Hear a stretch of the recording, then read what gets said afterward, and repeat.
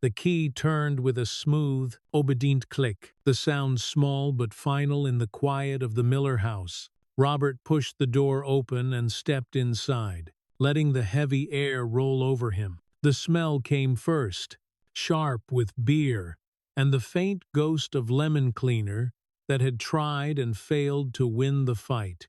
The kitchen light hummed overhead, one bulb flickering in a tired rhythm. The refrigerator made its steady low drone, and beneath that there was another sound, a harsh breath, quick and broken. A grown man's rage winding up to explode. Dale stood in the center of the kitchen, half in shadow, half in the light. His arm was raised, his fist tight, his stance crooked. His shirt was wrinkled and damp at the collar, and the sour scent of alcohol hung on him like a second skin. Across from him, the boy, Justin, stood still, trapped between the table and the counter. One hand clutched the strap of his backpack, the other held nothing. The left side of his face was turned slightly away, instinctively guarding what had already been hurt before. The boy's eyes didn't blink. He was small, but the silence around him was enormous. Ben entered behind Robert, heavy boots quiet on the tile. He stepped slightly to the left, adjusting his weight to block the swing if it came. Diego followed, eyes moving fast, stove off. Hallway clear, no broken glass on the floor. Years of instinct made the movement automatic. They were not loud men, not tonight. Their presence alone rearranged the room. Robert stopped just inside the door. His right hand still held the manila folder, his left open, showing the silver key between his fingers. He set the key on the counter, metal against laminate, and it gave a small ringing note that cut through the static of the fluorescent light. The key was new, sharp at the edges, a thing that had been made for a reason. Jennifer's name was the only one on the lease.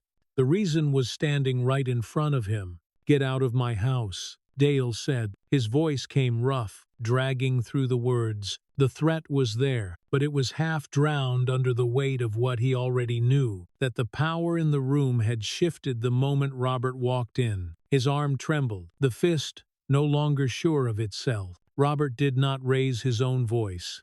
He didn't need to. He took 2 steps forward and laid the folder on the table. The thud was soft, but it had a gravity that filled the room. The paper inside shifted and settled, like something alive, finding its place. Justin flinched at the sound, the reflex of a boy who had learned that sudden noise usually meant pain. His chin lifted anyway, his gaze darting from the folder to Robert, then back to Dale.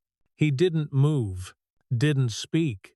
His stillness was a decision, and Robert could see it. A choice carved out of exhaustion and courage, in equal measure. "Not your house?" Robert said. The words fell with precision, no shout, no anger, just truth landing where it needed to. Ben's shoulders squared. Diego's stance widened by half an inch. Silent punctuation to the sentence. Dale's arm lowered. Confusion and fear, twisting his face into something fragile. He blinked, the muscles in his jaw working, but no words came out. Robert opened the folder. The top photo caught the light as he laid it down. The glossy surface reflected the flicker from the overhead bulb, a small flash that ran across the timestamp printed in the corner. The date, the time, the wound, everything recorded, everything verified. Another photo followed, and another, a quiet rhythm of truth, laid out one piece at a time. Bruises bloomed across small shoulders, fading to yellow, returning in deeper purple. Evidence that didn't shout, only endured. Dale stared at the pictures, his eyes tracing the edges, like he could somehow find a mistake that would save him. His mouth opened and closed once, no sound forming. The kitchen clock ticked too loud, its cheap plastic hands jerking forward with each second. Outside, a truck passed somewhere down the street, tires hissing through puddles. The world beyond this house kept moving, but inside it, Time had chosen to stand still. Justin took a step back from Dale, only half a foot, but it was enough. The boy's breath came quick and shallow, the kind of breathing that belonged to someone ready to run but refusing to. His fingers uncurled from the strap of his backpack. He wasn't safe yet, but he was no longer waiting for permission to be afraid. Robert reached into the folder again and placed a single page on top of the photos. It was a printed form, official seal, faintly visible in blue. The words, "Protective Order Draft," sat at the top, simple and cold. A pen rested beside it, uncapped. He didn't slide it forward. He didn't have to. "You know what this means," he said. His tone carried no weight of threat, only the calm of a man who had seen enough to recognize the end of something. Dale's eyes went to the pen, then back to Robert. He took half a breath, his mouth twitching. "You can't," he started. Robert cut him off with the smallest gesture, a tilt of his head, a look that didn't invite further conversation. "We already did," he said. His voice stayed level. The nurse documented everything. The timestamps match. The photographs were copied and logged. Jennifer knows. So does the school. You have two choices. The words hung between them. Even Dale understood the shape of what came next. Robert didn't bother repeating it. He had already rehearsed this moment in his mind during the long drive over.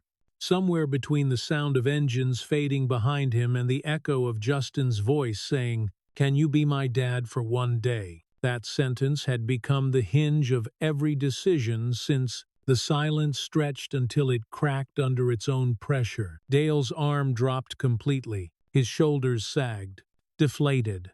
He looked older than he had 5 minutes ago, and smaller too. He ran a hand over his face and looked at Justin, but there was nothing to say that wouldn't make it worse. Diego took a slow step toward the back door, testing the air, ready to move if needed. Ben remained where he was, hands loose at his sides, blocking the distance between Dale and the boy. The clock ticked on, indifferent. "I need time," Dale muttered. The words came out flat, like a bad excuse, even to his own ears. "You've had time," Robert said. "Now you have 30 minutes. Pack what's yours. Leave what's hers. Don't come back." Dale's eyes darted around the room again. The window, the hallway, the door. There was nowhere for him to go except out. He looked at the folder once more, as though it might change if he stared hard enough. It didn't. He stepped back, stumbled slightly against a chair, then righted himself. The chair legs scraped on the tile.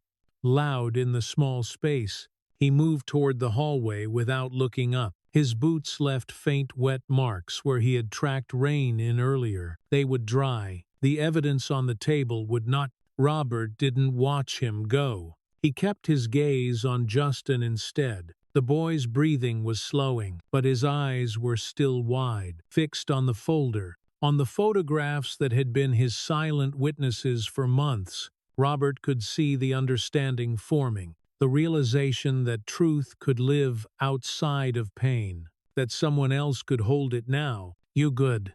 Robert asked quietly. Justin nodded once. It wasn't a confident nod, but it was real. Ben exhaled, the first sound of release anyone had made since they entered. Diego glanced at his watch, then at the back door, confirming what Robert already knew. They would wait until Dale was gone, not to gloat, not to threaten, only to ensure completion. Procedural justice. Simple as that. The refrigerator clicked, its cycle ending. The house seemed to breathe with it, air loosening for the first time in years. Robert picked up the key from the counter, studied its edge for a second, and set it back down exactly where Jennifer would find it when she came home.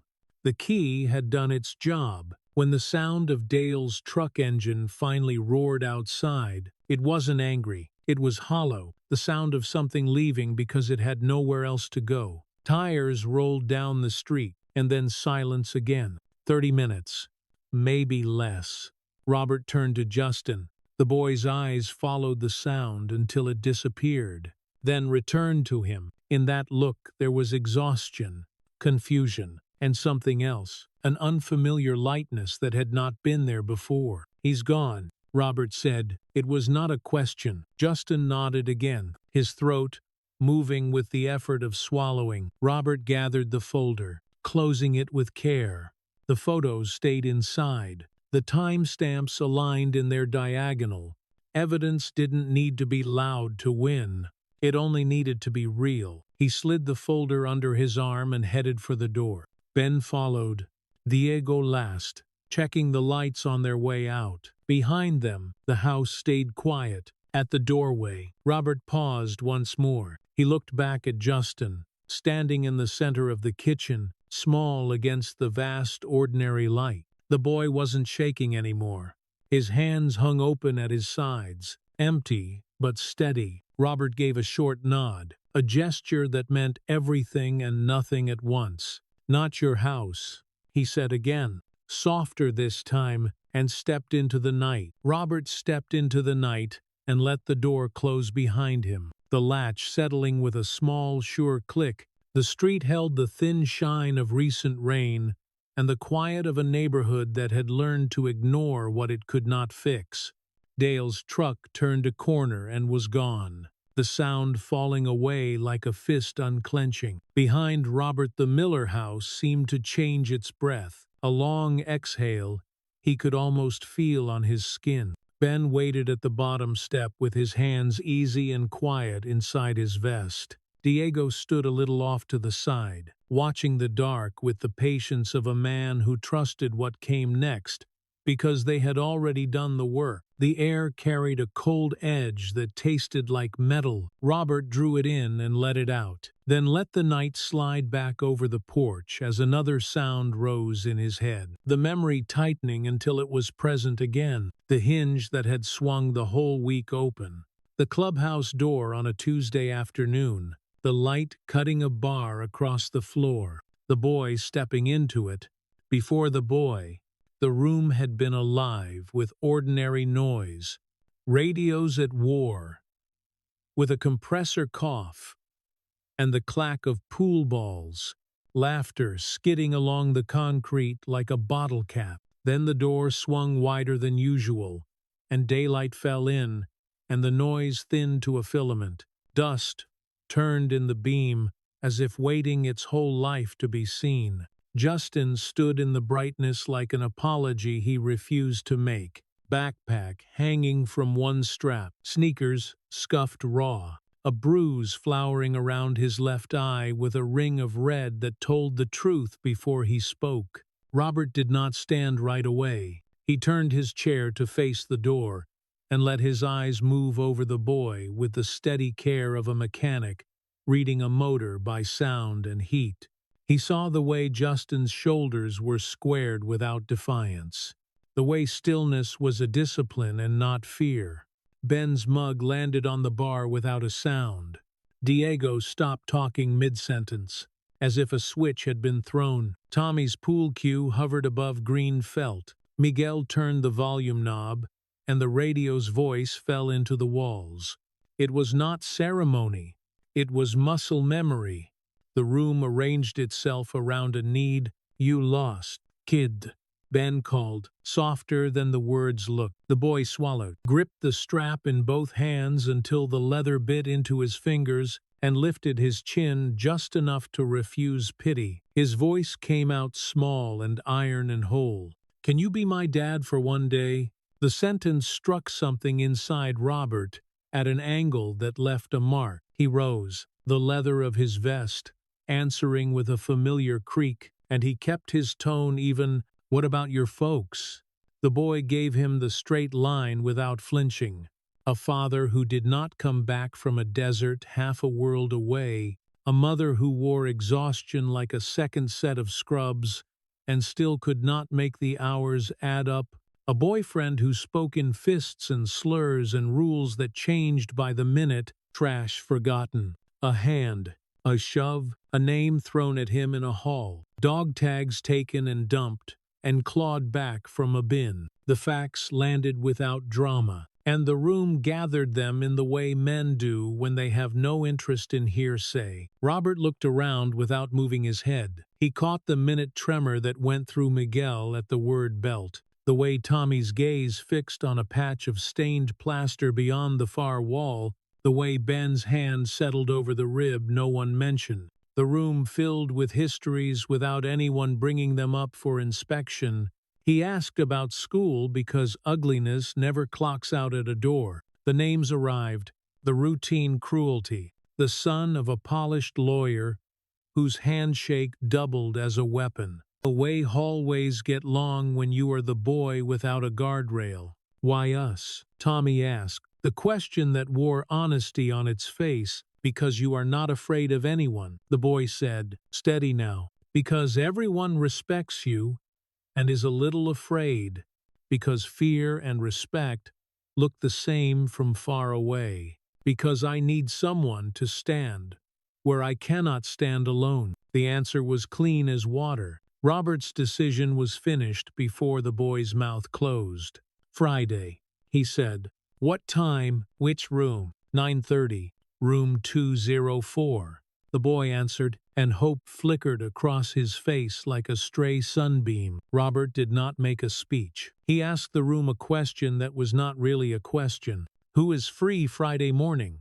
Every hand went up in the same quiet way a man chooses to stay. All of us, Robert said to the boy, and the words changed how the air felt. He crouched until they were eye to eye, leather and denim, creaking the way old things speak when they move with purpose. He told the boy the truest thing he knew. Asking is the hardest part. Most men never learn to do it. You already did the brave part. We will handle this. Career day is the beginning. When Justin walked out, his steps were still careful, but they no longer apologized for taking space. The door eased shut, and the room returned to its natural state, which was not noise but work. Robert pulled a blank page toward him and wrote 3 words across the top in block letters. The letters big enough to act like a promise. Handle this. Underneath he made columns and gave them names. Formation. Classroom. After, he looked up and assigned tasks that were not orders so much as acknowledgments. Ben beside him in the classroom, to keep the room small. Diego, at exits and heat points, to let air move and keep tempers from finding oxygen. Tommy on paper and language. 2 copies of everything that mattered. A protective order draft that would give the law the handle it needed. Miguel would carry 2 sentences only, the kind that land and do not beg. No speeches, no noise that suited the wrong men. Tommy dragged an old printer onto the bar, its thin gears complaining until they caught. Forms rolled out, warm and chemical and ugly and necessary. The seal on the top corner meant exactly what people believed it did if the chain stayed clean. Ben signed his name half across the back flap of an envelope. Tommy signed across it in the other direction and dated it, filling the empty spaces with ink that removed doubt. Diego took the second set of photographs through the shop to a small lockbox that clicked closed, with the seriousness Robert required from all things tonight. Robert pulled out his phone and found the number that had been waiting for a call. The school nurse answered on the first ring, even though she was in the middle of a day that had not promised her any help. He told her what they planned. She told him what she had already done. She had been documenting as far back as she could without drawing fire. Careful angles. Consistant distance.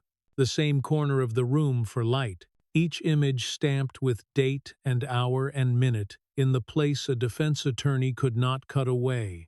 Dale does not know the school nurse has 6 time-stamped injury photos logged under Justin's name. Robert let the knowledge settle in his bones like a second spine, and then set the phone down. Leak once, then get back to showing. That was the rule if you wanted the truth to do its own work. He walked to the workbench where a small plastic pouch waited, a new key bright against dull steel. He met Jennifer behind the hospital during a break that was not long enough to be called a rest. She listened, nodded, and placed the key in his palm with fingers that smelled like sanitizer and steel and too little sleep. She made one request with a tired voice that still knew how to hold a line. "Please do not break my door." He told her they would not. She went back to fluorescent light and the hum that had become her weather. He slid the key into his vest pocket and let the sharp teeth press a crescent into his skin. He returned to the table and watched the list become a room full of men who knew what to do and why. He brewed coffee so strong it could strip paint, poured it into dull mugs, and drank. They worked through the evening without saying much, because saying much is what you do when you are convincing yourself, and they were past that. The envelope sat on the table in its small square of lamplight, signatures like stitches across the flap. The protective order draft lay beside it with blank spaces waiting to be filled by a mother who had already done harder things than sign a page.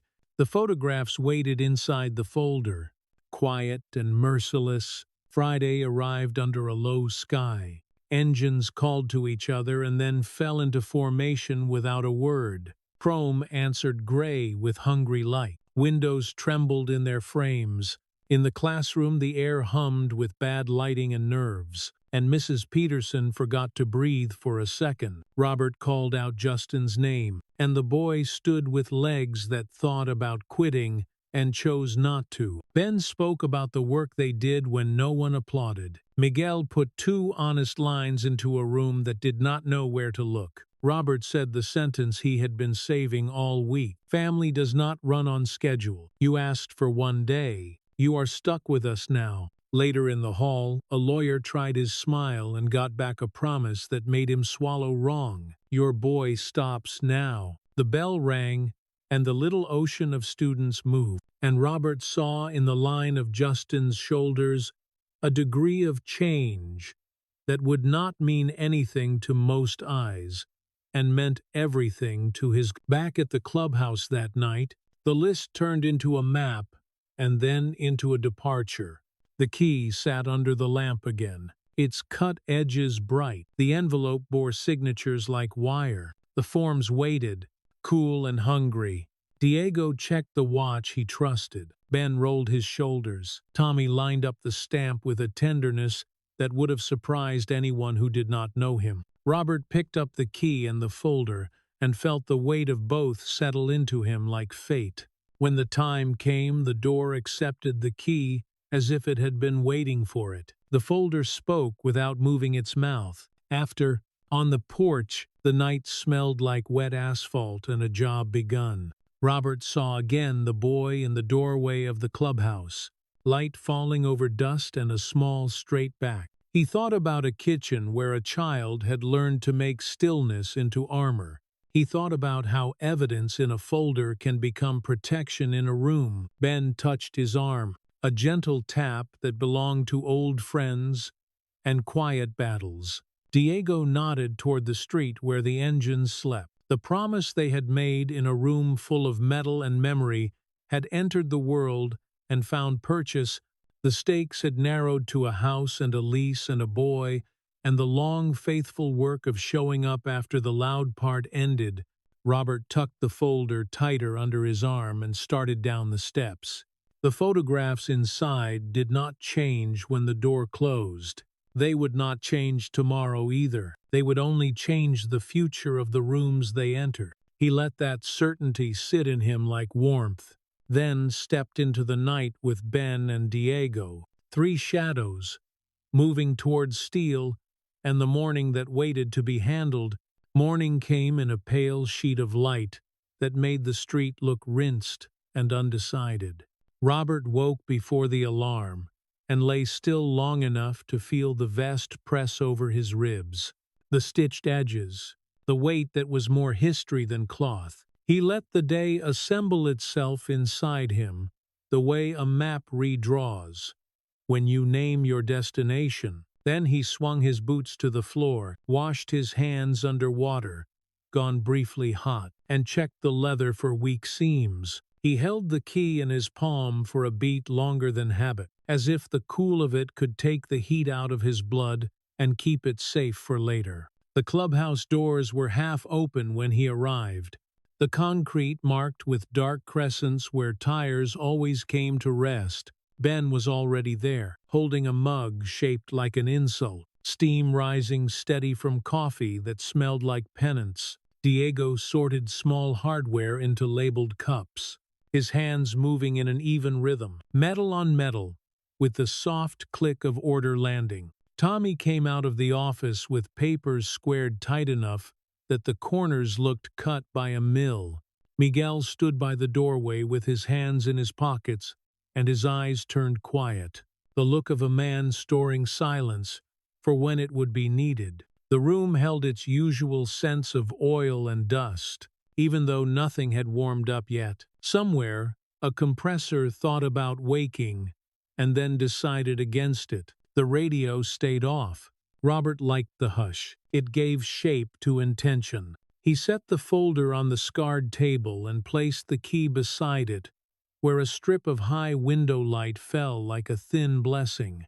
The teeth caught the light and threw back a small, honest brightness, shadows sharp along the wood grain. He poured coffee and found it tasted exactly like discipline. The men came in without anyone calling the circle closed. They could feel a center forming and knew where to stand. "All right," he said, and the word loosened the room into attention. He tapped 2 fingers against the folder. "Chain first." Tommy slid a yellow envelope onto the table with the care of a man carrying a live charge. He turned it so the signatures lay there for all of them to read, ink crossing the flap like stitches. "You do not remove until the wound is done being a wound."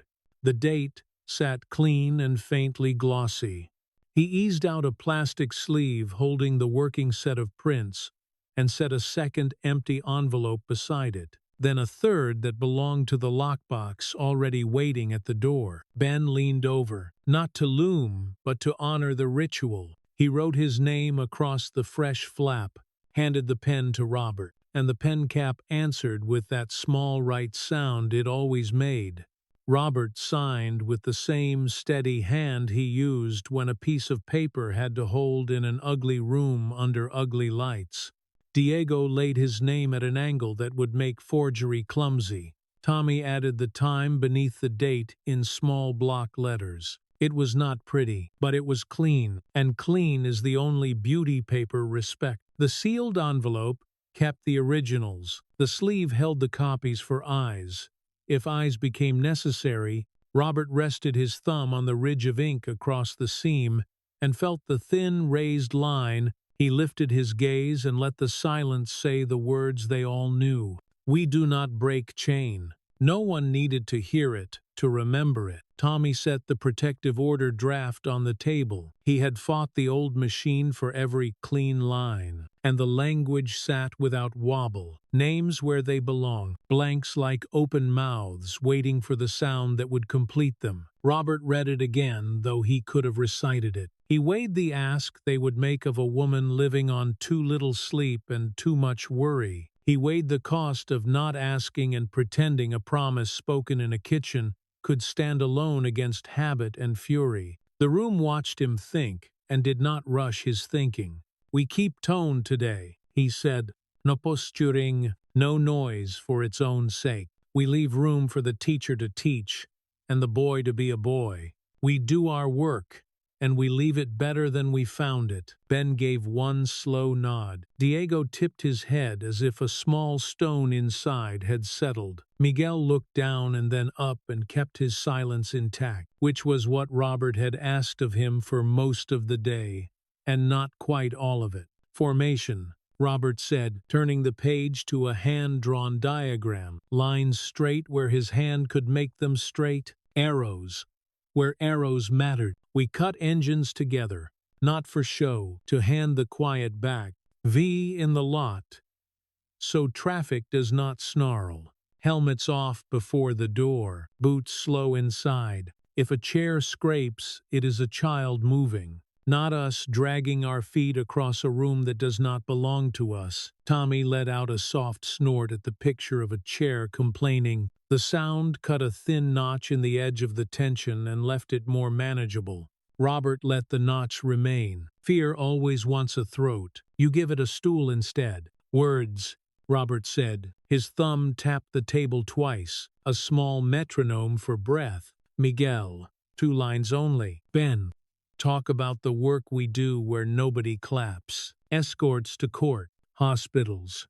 Toy runs for the burn unit. But plain, not pretty. No one says policy unless asked. No one says threat. If the lawyer father smiles like he wants a fight, leave his face alone and answer the boy instead. The point is, the boy, Ben, finished his coffee and set the mug down like a decision. He promised he would keep it short, said he would not say more than needed. His eyes went to the key, and then to Robert, and then to the far wall, like a man tracing a path.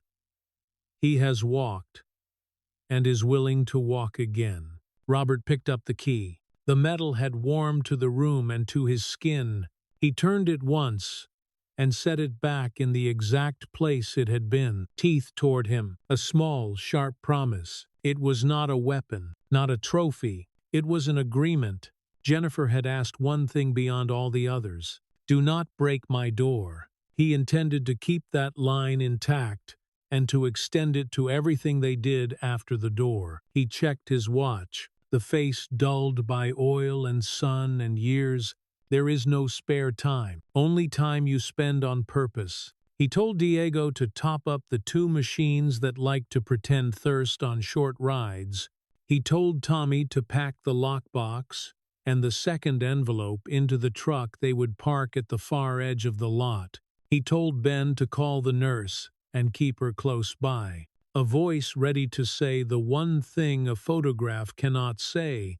When a room wants a voice, Ben made the call with his back to them, not to hide, only to place a wall around the quiet on the other end. He came back with a nod. She was already at school.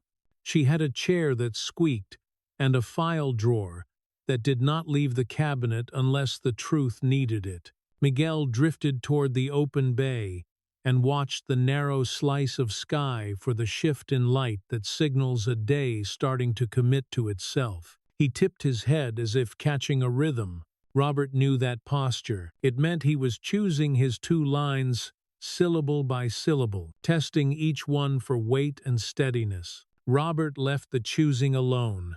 He went to his locker and shrugged into his jacket. The collar had softened where his neck claimed it. A tear near a seam had been stitched by a stubborn hand that refused to throw away a thing that still had work in it. He ran a palm over the patch on the back and felt nothing but cloth and promise. He returned to the table and read the 3 words again. Formation, classroom. After, he underlined the last and let the pen hang there. A quiet underline beneath. An even quieter vow. He looked up. If anything flares, he said, Diego takes it outside. If someone wants a show, we do not lend them a stage. If the boy looks to you for a face to borrow calm from, you let him borrow it. If a parent tries to make us into a story that is not ours, we hand them the story we came to stand inside. You do not have to be loud to move a room. The words landed and stayed. The vent rattled once. Somewhere a length of metal ticked as it cooled. Ben clapped his hands once. Not hard. Just enough to snap the plan from thought to road.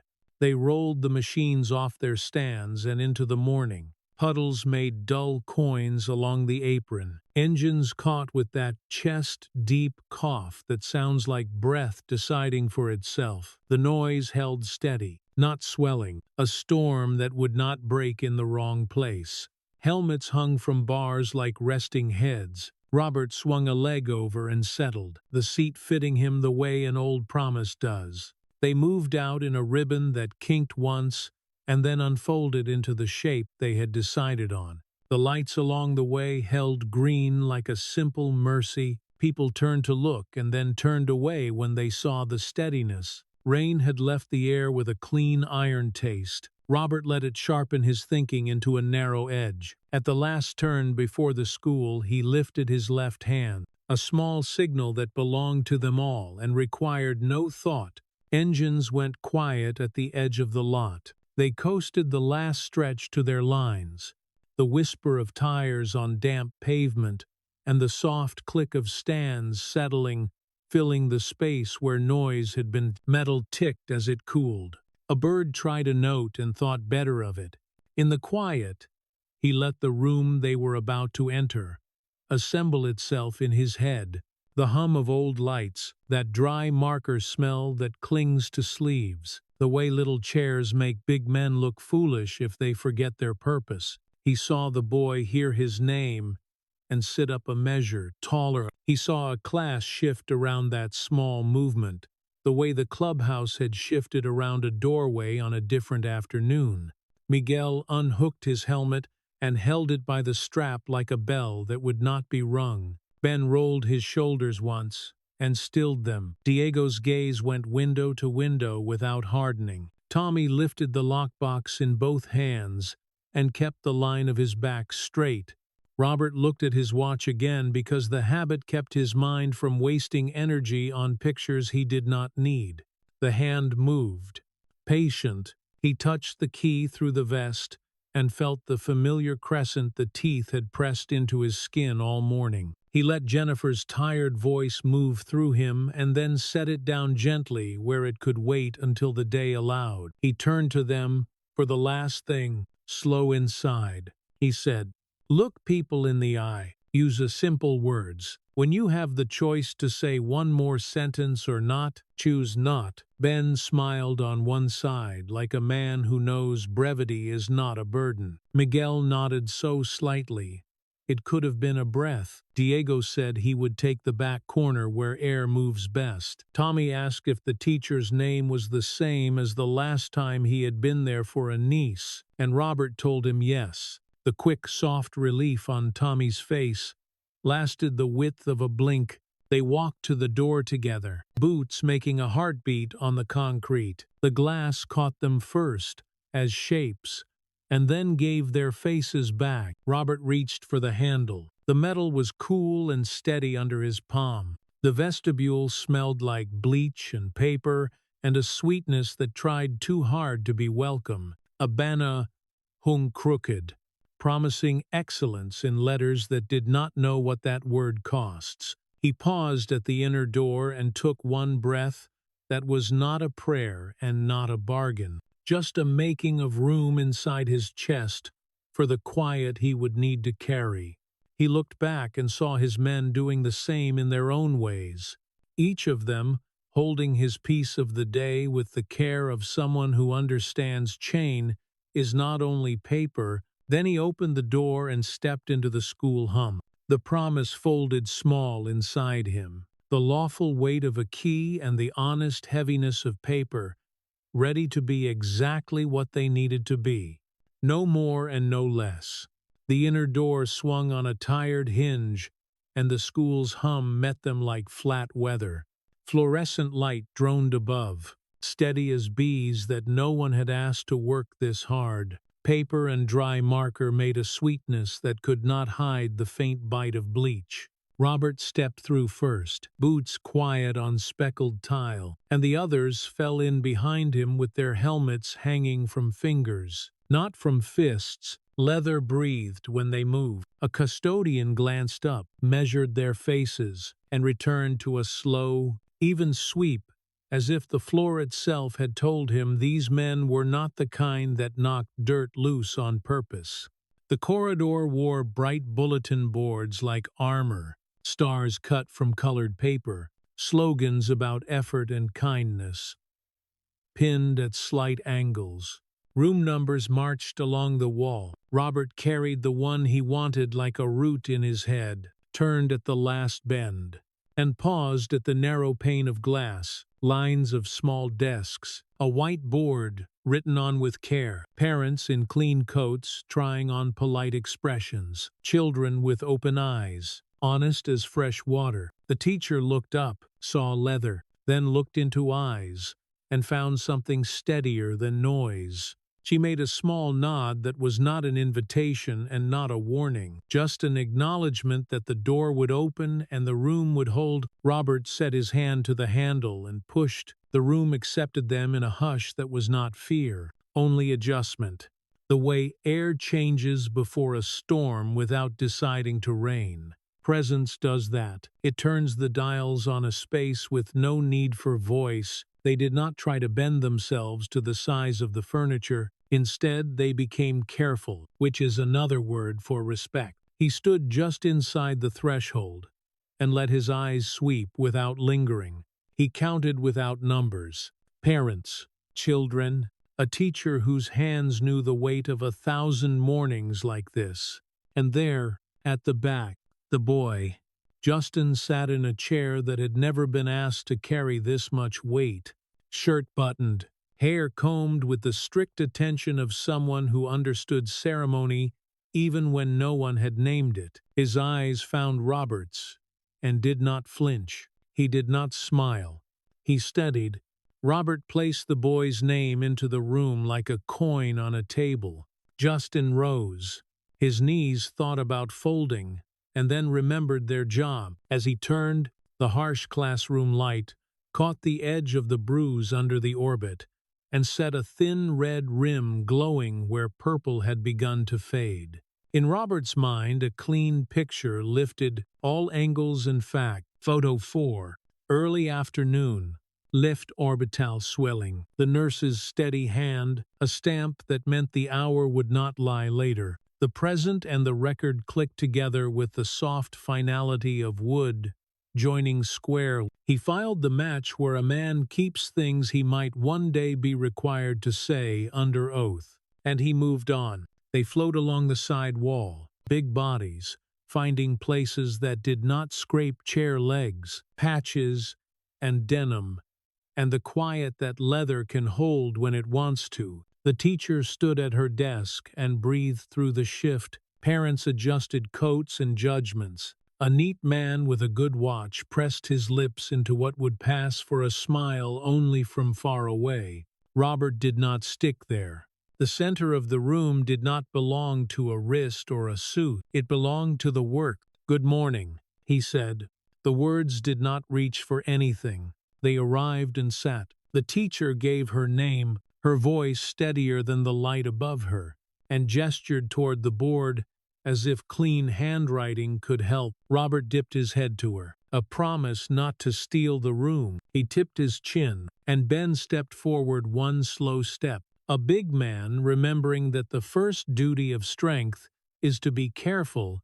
"We ride," Ben said, plain as gravel. "We do other work too. We walk people who have been hurt into court so they do not have to walk alone. We take toys to the children's ward in winter. We carry food when a paycheck will not stretch, and a refrigerator hums at a family with nothing to say back." He kept his voice short. Each sentence a small plank laid level. A girl's hand floated up halfway, then drifted down when her father's palm found her sleeve. Ben did not press. He went on. "We keep rules for ourselves," he said.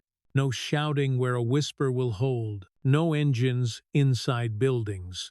You carry your own weight so other people can breathe." Miguel stepped into the edge of the half-circle, eyes set on an even horizon. "I grew up where love looked like a fist," he said, and the room listened with its whole body. "I decided it would look different when I held it." He stopped there. He had chosen 2 lines, and he had kept faith with them. Robert kept his eyes on the boy. Justin stood with his hands open at his sides. Not weapons, not shield. He was measuring whether this room could carry a new truth without snapping. Robert lent him a steady face to borrow from. The boy borrowed. Robert walked toward the board and picked up a piece of chalk because hands like to help. He drew 2 circles and a few straight lines that would not impress an artist, then tapped the front wheel. "This part matters," he said. "Balance. A machine wants to stay upright when it is moving because of how the wheels speak with the road. That promise holds if the rider keeps his body honest." He saw the word write itself under the chalk. Honest, and he left it there as if the board had asked for a single unadorned prayer. He talked torque without brag. He talked weight shift without romance. He put gears into the same simple language a good teacher uses for verbs. How a change made at the right moment spares everything after it. He did not tell children stories about speed they could not hold. He told them where to put their hands, so the world around them would be safer. Ben picked up the thread and named the places their club had stood without asking for applause. The courthouse hallways that turned voices into echo. The night they waited at a porch, while a woman packed a life into cardboard, and a man inside the house tried to decide whether to make his last mistake. It gave no flourish. Children can smell performance the way dogs smell shock. He offered only the weight of ordinary courage. Miguel used the last of his ration on purpose. "Strength is for protecting," he said, "not for scaring." He let the sentence stand like a post set plumb and true. A ripple moved, then settled. The teacher found her clipboard, as if to remind her hands they had a job.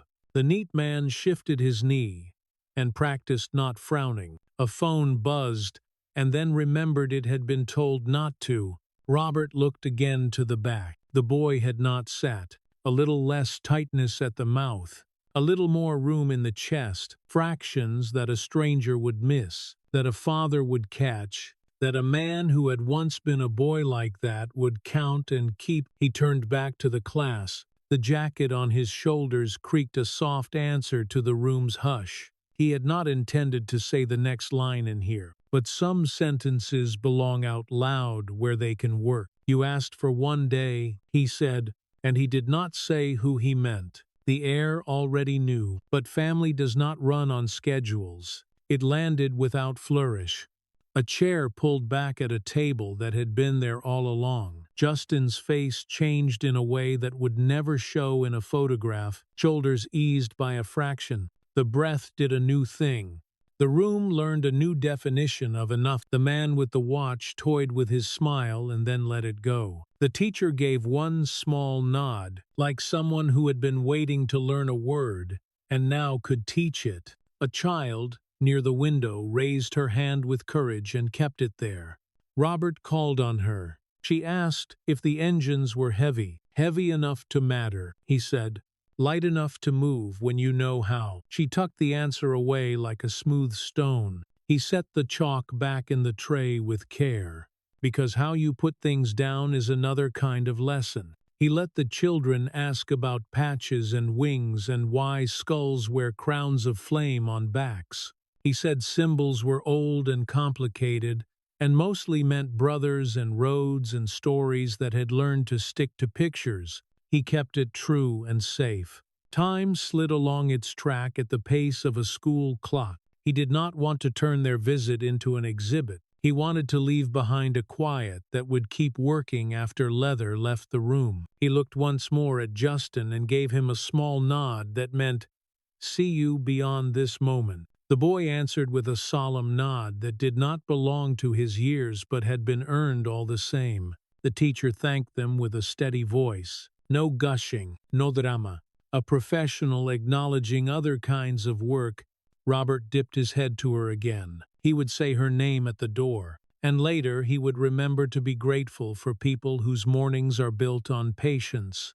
He looked at the class, then at the boy, and then offered the one line that would hang like a streetlight over the long road that followed. "You are stuck with us now." In the breath after, the room made a soft, amazed sound, the human noise people make when a wish is named and found to be already true. The boy at the back grew taller by less than an inch and more than a lifetime. Robert stepped back, giving the room back to itself. Ben gathered the quiet like a net without using his hands. Miguel held the last inch of silence the way you hold glass. The men along the wall folded themselves smaller, tide going gentle. After showing how it could rise, they slipped into the corridor, and the school's ordinary music returned. Shoes on tile, locker doors, a copy machine complaining far away. Robert touched the doorframe as he passed, a private habit that meant, "I will come," if called. Outside, damp air waited, and the engines rested in a clean, open V, ready to wake. In his head, the photo stayed where he had placed it. Afternoon, and left orbital swelling. One more brick in a wall. He intended to build straight. In his chest, the line about family kept ringing. Not loud, only steady. A tone a person can steer by. He felt the small, lawful teeth of the key through leather, and let that weight set the angle of the rest of the day. Behind him, a child sat up taller. Ahead of him, the next part made room. He did not let his mind run. He held the promise at its proper size and kept walking. The hallway received them like a tide, reclaiming its sound. Shoes tapped tile in nervous rhythms. Lockers sighed thin breaths through bent vents. A copy machine behind a door argued with itself in short bursts, and then found a grudging pace. The sweet chalk and dry marker air thinned, and beneath it rose the honest sting of bleach, a warning that did not need volume to be heard. Robert let the classroom door settle, and kept his palm on the cool jamb for a quiet beat. The private touch he gave to places he meant to return to if called. Ben shifted a half-step left, the easy geometry that blocked a shove without inviting one. Diego took up the small widening by the trophy case, a place of glass and reflected colors where a person could rest a room's energy without making a scene. Miguel stood near the water fountain and pressed the button once, calming the wobbling stream until it ran smooth. The line they made looked like nothing special, which was the point. Presence should not brag when promise is doing the real work. Parents poured out in soft currents, coats whispering, voices pitched for public. Robert kept the tone from the room behind him, settled in his chest, a steady note that did not waver. When metal hinges squeaked or paper snapped out of a machine, he stood in that tone and let the hallway measure itself against it. Tom Bradford came out with a smile built for rooms that obeyed his language. The suit fit just so. The tie held its dimple as if it had trained for the job. The haircut matched the watch. The expression he wore slid off when he saw Robert waiting. It came back on a second later, practiced and bright, a prop in the wrong play. "Quite the performance," Tom said, shaping the words like a closing argument and sending them down a school hallway lined with construction paper stars. Robert did not reach for the bait. He tasted air, not triumph. He watched the man the way he watched a motor, being asked to do something outside its tuning. Behind a door, the copy machine coughed and slapped out pages in a steady measure. A clock made of paper and friction. "We came for the boy," Robert said. He left the words plain. Wait found them without help. Tom's eyes took a quick inventory. Patch, rings on Ben's hand, Diego's boots placed with intention, Miguel's stillness by the fountain. He counted like a man who believes numbers make him tall. Robert let him count and gave him nothing extra to add. "If your intent is to intimidate," Tom said, smooth and even, "I can speak to the principal and the board and make sure this spectacle never repeats." A latch clicked somewhere. A child laughed, and then remembered the hallway rule about quiet. Robert stepped close enough that his next words would not travel, and not so close the man could pretend to be cornered. "Your boy stops now," Robert said, not a threat, a promise. Tom's jaw muscle moved by the width of a coin. the small tell of a man who expects rooms to shift when he speaks. He started to angle past the sentence, met Ben's quiet shoulder where it needed to be, and looked back at Robert with a stare that tried to turn air into leverage. "Or what?"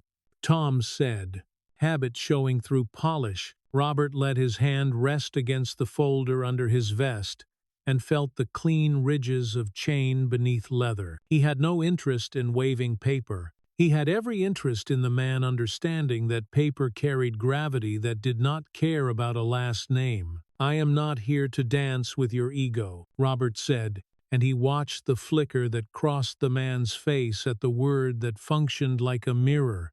"I am telling you what ends today. You will instruct your son to leave Justin alone. You will watch him do it. If I hear different, I walk the chain we built. I will not raise my voice. I will hand clean documents to people who know how to use them. I will keep walking until the ground under you stops pretending it is solid." Tom opened his mouth and then closed it, breath catching on the ledge of a new terrain. His eyes went past Robert, not to Ben or Diego, but to the closed classroom door. That door did not care for his stagecraft. It simply stayed shut and kept the quiet they had left inside. "You seem to forget who I am in this town," he said, and the sentence sounded thin even to itself. Robert forgot nothing. He named nothing. He let facts stand at his shoulder. A nurse's file with steady angles and stamps, photographs logged with hours that do not lie, a draft with blank lines hungry for ink, a key cut by a woman on a short break who had said, "Please do not break my door." He spoke none of it, and let all of it share the air. "I do not care what your name buys you at lunch," Robert said. "I care that a boy you are responsible for has been hurting another boy. That ends, we are clear." Tom tried to step onto different ground. "This is not how things are handled," he said, softer, as if reasonableness could erase what pride had spilled. "It is exactly how we handled it," Robert said, "in daylight, in the open, with a teacher in the room and your son present to hear what needed saying. You want to talk about handling? We can talk about a nurse who did her job every time a child sat with a bruise that healed wrong, and a story that could not stand. We can talk about how paper gives truth a spine. We can talk about how your boy will not treat hallways as practice for power." He let the words sit and do their work. Pride met process and found it heavy. Tom's fingers touched the knot of his tie and fell away, a reflex that could not help here. His eyes dropped, not in surrender, in inventory. He counted consequences the way he counted hours and billable lines. He tried one more angle. "You brought a crowd to a school and called it daylight," he said, wanting a headline where there was none. "We brought men who know how to stand where a child needs them to stand." Robert said, "We left the room better than we found it. You will do the same at home. You will look your son in the eye and teach him to carry his weight without throwing it. When he forgets, you will remind him that is the job left to you." Tom's jaw worked, then eased. The fight in him looked winded, like a runner who meets a hill he had been denying, and finally admits it exists. He lowered his voice. "He is a good kid," he said, almost to himself. "He is angry." The hitch under the words told on him. Robert kept his face even. "Good kids can still break other kids," he said. "Anger does not get to run the place. You know that in court, you can know it in your kitchen. Begin now." For a breath, the hallway forgot performance.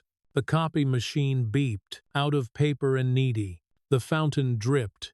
A poster about kindness curled at one corner like it wanted to climb down. Tom looked older by a year and more honest by a fraction. He straightened, not in a show, in a choice. He nodded once, small and real. "I will speak to him," he said, and the line belonged to a father rather than an attorney. Robert did not smile or clap the promise into spectacle. "Good," he said.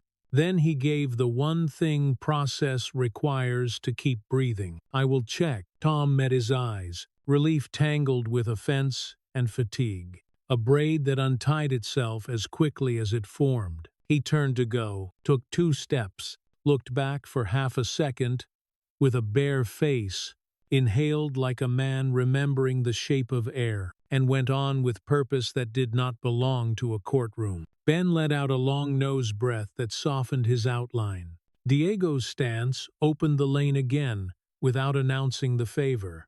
Miguel lifted his thumb and let the fountain rest. The corridor resumed its strained normal. Robert watched the corner where Tom had vanished and let his own breath out slow. The folder under his vest rode his ribs like a steady thing. He did not collect victory. Many payoffs are small on purpose, so the work that follows has room. He put what had happened where it belonged. A line had been said in public that would have to live in private.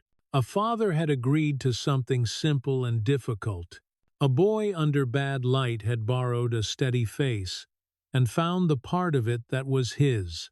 He turned toward the classroom and placed his palm flat on the jamb again for one silent count. The wood was warm from many hands. He pictured Justin at his desk, shoulders a fraction lower, jaw less ready to brace. He pictured the teacher writing the date in a straight line and breathing without making a sound of it. He pictured the neat man looking at his son as a person instead of a project. A bell tried to sound cheerful and almost made it. Children poured into the hall, a small river that knew its banks. A kid with a crooked backpack bumped Robert's leg, said sorry, as if sorry were a word you could use without fear, and kept going. Robert stepped out of the main current and made space. Ben flowed with him. Diego took the outside edge. Miguel brought up the quiet end. Outside the day laid a clean light on chrome without showing off. The engines waited in their open wedge, like tools set back where they belong. Robert stood for a breath, with the key pressing its little crescent against his ribs, and let the next part come into focus without rushing. He did not chase it. He held to the promise at its proper size. Ben touched his shoulder once. "Done," he said. Not a question, not a boast. "For now," Robert answered, the honest size of truth on any day worth keeping. They mounted slow, helmets in hands until the last second, respect flowing forward the way it had flowed in. Engines turned without theater, a low agreement more than a shout. Tires whispered over damp concrete.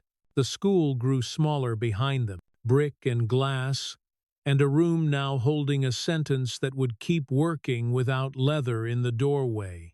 In Robert's mind, the nurse's photograph stayed put, the timestamp certain, the angle matching the fresh light he had seen on a bruise. In his chest, the line about family held its tone. Not a bell and not a drum, a note long enough and true enough to steer by. He felt the lawful teeth of the key, the honest weight of paper, and the small shift in a hallway where a man who liked to win had stepped back one step, so his son might step forward one. That was enough for the hour. He opened the throttle just enough for the line to move as one, not to leave a school behind, but to give a promise room to work. The road back to the Miller house lay quiet under a sky the color of cooled steel. The line of bikes moved like one long breath, steady and contained, not a parade and not a threat, only intention held on 2 wheels. Robert rode at the front and let the wind file down the leftover edges of the school hallway. The promise he had carried into the classroom rode with him now, weightless and heavy at once, the kind you feel at the ribs rather than in the hands. By the time they turned onto the narrow street, the day had thinned to a soft gray. Porch lights came up one by one like small decisions. The Miller house waited at the far end. Its paint faded to the memory of white, a kitchen glow showing through thin curtains. Jennifer's car was not in the drive. The truck they expected was. Ben rolled his shoulders once. Diego said nothing. Robert cut his engine and the others answered, the rumble falling into a settled hush. Cooling metal clicked in the quiet like a clock remembering its job. "We keep it clean," Robert said, and the sentence was not instructions so much as a boundary. No shouting, no damage, no exceptions. He touched the folder inside his vest. A small oath, made of paper and ink and time. The chain was intact. Every signature and stamp meant something. He could feel the arrangement of it, the way a mechanic feels the order of a well-built engine without opening the case. It would run as designed if no one overreached. They went up the path as they had planned, not crowding the door, and not announcing anything that did not belong to them. The porch light buzzed and blinked between yellow and white. Robert slid the new cut key into the lock, the one Jennifer had placed in his palm behind the hospital, with the simple request, "Do not break my door." The cylinder turned with that small, obedient click that belongs to honest work. The door opened. No shoulder, no force, lawful entry like a line drawn straight. Inside, the kitchen light hummed over the stale blend of beer and citrus cleaner. The table wore the half-moon gouge Robert had noticed before, the heavy mark a bottle base leaves when purpose swings harder than sense. Dale sat at the table with a can sweating in his grip and a glare that could not decide whether to land. His hair was flattened on one side, shirt half open, knuckles red, where old anger had taught them bad habits. He did not stand when the door closed. He narrowed his eyes and tried to aim. "What is this?" he said, the words syruped with drink. "You again?" "Not you and us," Robert said, voice even. "You and the truth. We came for that." Dale laughed, a dry bark that broke at the end. "The boy tell you stories," he said, fingers rubbing at his temple like he could polish the moment into something he could control. "I told him to stay out of my business." "He is not in your business anymore," Robert said. "You are in his. That ends now." Ben took the window angle, arms folded without flexing, the kind of stillness that leaves less air for bad choices. Diego leaned near the doorway, a quiet hinge between rooms. Dale clocked both positions and let something sour rise under his breath. "You cannot walk into my house," he started, voice leaning toward volume. "Not your house," Robert said, still calm. "The lease sits in Jennifer Miller's name. She gave me the key." The words landed with more weight than any shout. Dale's mouth opened and closed, a fish trying to breathe on a table. He shoved his chair back an inch and tried to gather the dignity he thought might still be in the room. "You think you can throw me out?" She would not dare. Robert took the folder from his vest and set it down. The thud was soft and final, the sound of a thing that carries its own authority. Dale's eyes dropped to it despite himself. "What is that supposed to be?" "Proof," Robert said, and opened the cover. He did not fan the pages for theater. He lifted one photograph and turned it, then another, letting each rest on the table where light could find it. A faint bruise under a sleeve line, a split lip, the purple ring around an eye that had glowed under a classroom tube just hours ago. Each image carried a small stamp in the corner that did not care about opinions. He set a set of notes beside them, printed clean, a nurse's steady hand, the school counselor's entries, a copy of texts sent late and mean to a woman too tired to fight every word, medical records, statements, time logs. Robert said, "The nurse has been documenting for months. So has the counselor. Your messages to Jennifer are copied and stored. Every word, every mark, color drained and flushed, and drained again from Dale's face. His mouth searched for a shape and found none that could hold in this room. He stared at the photographs and saw himself without the story he liked to tell about himself. "You've been spying," he tried, weak and smaller than the room. "No," Robert said, "we have been paying attention." Dale stood too fast. The chair legs scraped a hard line across tile. He took a step that wanted to be a lunge and could not finish the thought. Ben tilted a shoulder half an inch. Not enough to be an answer, just enough to be a wall. Diego did not move at all. "You cannot take my life apart because some kid has a bruise," Dale said, but the sentence fell apart before it reached the last word. "You gave him that bruise," Robert said, still level. "The photographs say so. The report says so. Your own words say so. If you want to keep arguing, you can do it with the police when this file opens." A sound came out of Dale, then that was not quite a word. Something inside him gave way without drama, the way a rotten board yields beneath a foot. His hand, the one that had learned the shape of a fist, shook and fell open. He looked at the table as if the wood had an answer that might save him. "What do you want?" he said. No snarl left, only air. Robert waited until the man looked up, because offers spoken to the floor never hold. "Two choices," he said.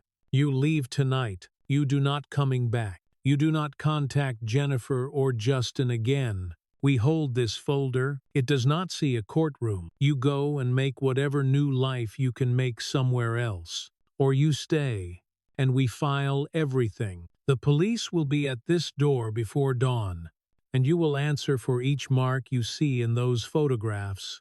The room tightened around silence. Ben checked his watch, like a man counting honest minutes. Diego's eyes did a slow sweep of stove, sink, door, nothing more. Robert let time sit there and do what time does when truth fills it. "I need an hour," Dale said at last, voice scratched thin, "to pack. You have 30 minutes. Diego said, the only sound he had offered since they walked in, "We will wait." Dale moved through the house with the halting rhythm of a man feeling the edges of his own ending. Boxes appeared that had not been ready until now. A duffel gaped and swallowed shirts. A drawer stuck, and then released. In the window light his face changed and changed. Anger refusing to be the only thing. Shame, the kind that does not know how to apologize to anyone, not even itself. Something like regret, ghosting past, and leaving nothing a person could use. He kept to his room and the small hallway. He did not step near the table where the photographs lay. Outside, dusk hardened into night. The porch light sputtered with small effort and kept the insects honest. The kitchen clock padded out seconds. Ben stood by the window and did not bother the curtain. Robert stayed at the table, one hand on the closed folder now, not guarding it, only acknowledging what it had done. The chain held without clatter. When Dale came back to the kitchen with the last box, he did not look at anyone. He took his keys from the counter and nearly dropped them and caught them on the second try. He paused at the doorway as if words might come. None did. He went out, the door easing shut behind him like a breath someone had been holding too long. They followed to the porch, but not to the truck. A line of witness, not a gauntlet. The tailgate slammed. The engine coughed and found its note. The truck pulled away, taillights shrinking down the street until they went out at the bend. The night kept its shape. The porch light hummed. Robert let his shoulders lower by the smallest measure. "It is done," he said. Ben nodded. Diego lifted the folder and pressed it flat against his chest. Not a victory, a record. Paper had done its work. Presence had held the room. No hands had needed to prove anything they did not already know. Jennifer's car turned into the drive, what felt like a small lifetime later, and was only the right side of an hour. She came through the door fast, eyes sweeping corners, hands ready to catch what might be falling. Nothing was. Justin sat at the table with a slice of cold pizza softening under his fingers, lids heavy the way lids get. When the body finally believes it can sleep, she stopped, caught both images at once, and searched Robert's face for the answer she could not stand to ask. "Gone," he said. He will not be back. Her body folded into the chair like a net cut loose. A hand went to her mouth and stayed there while her eyes filled and cleared and filled again. Ben set a square box of tissues within reach. With a gentleness his hands had learned late, she wiped her face and found her voice small and whole. "Why?" she said. "Why would you do this for us?" Robert looked at the boy, then at her. "Because someone needed to," he said, and because he asked. She nodded once as if that single motion could anchor an entire house. No speech, no scene. Gratitude sat in the room like warmth from a heater. You forget is there until the cold leaves. They did not stay. Quiet has to meet. Quiet alone for it to set. Robert placed the folder on the counter. The flap sealed, initials scrawled across like thread, not to threaten anyone, to remind the future. What the present had already decided. He set the key in a dish by the door, where Jennifer would find it without searching. He touched the jam with the same small palm he always did. A promise that was not a promise, only availability. On the porch, night air lifted the sweat off his neck. The engines stood in their open wedge, patient and unshowy. He glanced at the key's twin, pressing its small crescent into his ribs under the vest. Lawful metal, honest work. Behind him, a house took its first clean breath in longer than anyone wanted to measure. Ahead of him, the road held steady. He did not look back. He did not announce anything to the dark. Justice done the right way did not need a speech.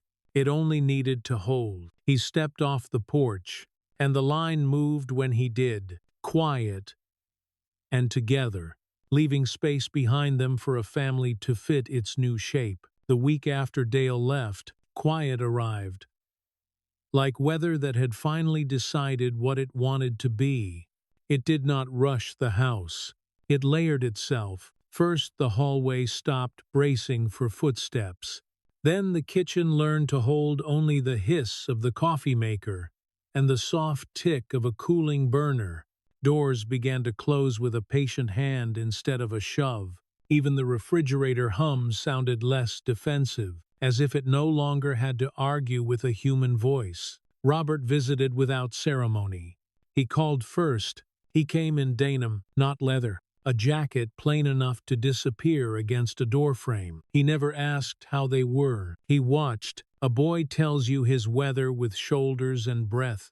Justin stood taller than last week, the chin no longer tucked like a shield. He did not flinch when a spoon clinked against a mug. He counted his steps, only when they led to something he wanted. On the first Saturday, Ben set a carburetor on the porch table, half-polished and full of stubbornness, the kind of metal that remembers every hand that has turned it.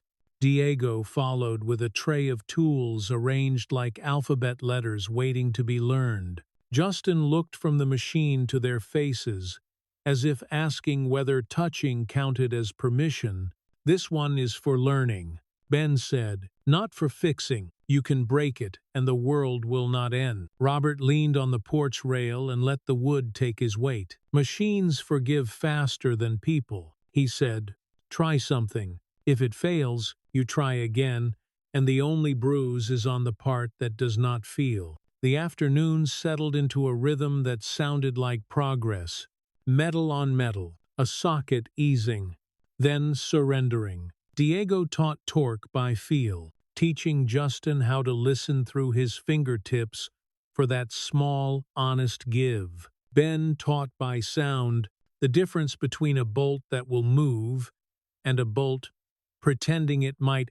Sometimes Jennifer sat on the steps with a book open but unread, letting the noise of repair replace the old noise of warning. When Justin lifted his head, grease along his cheek like war paint, and a grin he could not tamp down, Robert felt a pressure ease inside his chest that he had stopped naming years ago. At the clubhouse, they did not speak Dale's name.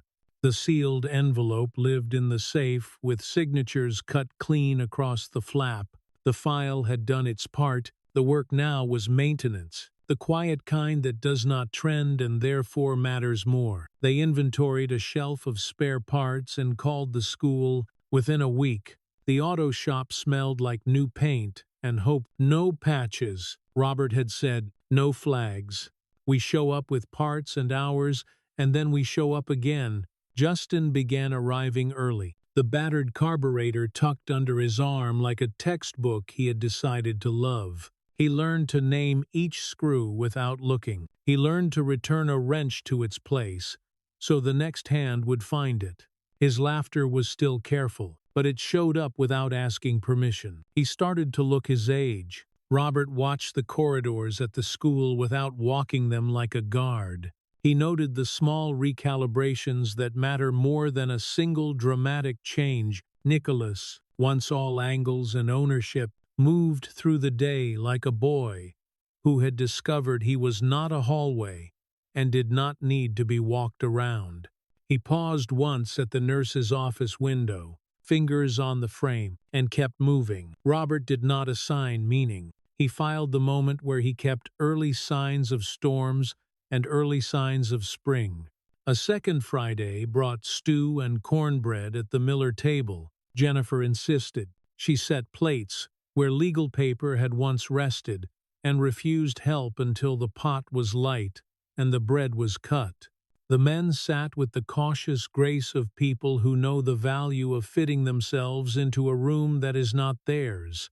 Justin presented the carburetor for inspection as if placing a trophy on a stand. Ben tilted his head and pretended to be stern about a gasket that was, in truth, exactly right. Diego informed Justin that if he kept improving, certain men might have to renegotiate their day rates. After the laughter slid back into the walls, Jennifer turned to Robert. "He sleeps through the night now," she said, voice low, like the words might spook. "Sometimes he snores." Robert let a small smile happen. "That is peace earning interest," he said. "Do not spend it all at once." They ate, they washed, they stacked dishes in easy piles. On the porch afterward, the air held stew, damp wood, and the promise of rain somewhere a few blocks away. Jennifer leaned on the railing beside Robert and watched the street. The bikes waited in a quiet V, paint catching the porch light in thin lines. "You ever get tired of fixing what other people break?" she asked. Not sharp, only honest. Robert measured the question against the kind of answer that would not burden her with his ghosts. "Every time," he said. "Then the next person needs the wheel not to lock. And there I am again. The world does not steer straight on its own." "You think he stays gone?" she asked. "For now," Robert said. "Men who cannot endure mirrors find towns that own fewer of them. He will find one." She let out a long breath that sounded a little like relief and a little like prayer. "Thank you," she said. "Do not thank me." Robert told her, "Just keep steady. That is most of the job." When he left, Justin had fallen asleep on the couch with a socket wrench loose in his hand and the television silent. A cartoon paused on a frame that showed a hero grinning at nothing. Light from the window laid a pale bar across the boy's face. He looked like a child who had been returned to himself. Weeks carried forward. At the open house for the auto shop, the room held the warm, mixed smell of fuel, rubber, and ambition. Ben talked alignment to a small crowd, shoulders easy as he sighted down a straight edge. Justin stood beside him, mirroring the steps. Repeat, then repeat again, until muscle learned what mind wanted. Across the room, Nicholas lingered near the tool rack as if deciding whether wrenches belonged to some tribe he could join without penalty. When the lesson ended, Nicholas approached Justin like a man stepping into a river that might pull him or hold him or both. The room did not hush on purpose, but the air changed. Old patterns consider waking whenever a bully and a former target share space. Nicholas did not sneer. He looked at the carburetor on the bench. "That yours?" he asked. Justin nodded. Used to be a mess. Nicholas looked again and then looked at Justin and nodded once. Looks better now. It was not an apology. It was a bridgehead. Some sentences only exist when fear is gone from the room. Robert watched the moment and stored it the way a mechanic stores a small, uncommon part he knows will matter on a future afternoon. Outside, Miguel leaned against the bikes and finished a cigarette down to the smart burn. "How is the kid?" he asked without specifying which kid he meant. "Learning," Robert said. Miguel smiled around the word. "That is the whole craft," he said. "Learning how to learn." Robert looked through the shop windows. Two boys sorted wrenches without speaking. Labels faced forward. Sizes nested in their proper rails. The ordinary looked almost holy because it had been rare for too long. Back at the clubhouse that night, Robert opened the safe to set a ledger inside and looked at the sealed envelope without touching it. The signatures were still dark, the flap still firm. He closed the safe and turned the key and placed it back on the hook. Some things earn the right to stay unspoken because they did the work when speaking was required. He rode home under a sky cut with thin clouds. The engine, a steady note, more heart than thunder. The line moved with him, not to perform, only to go. In the mirror, the day fell behind in small blocks of light. Ahead, the road made its quiet offer the way it always does. Stay straight.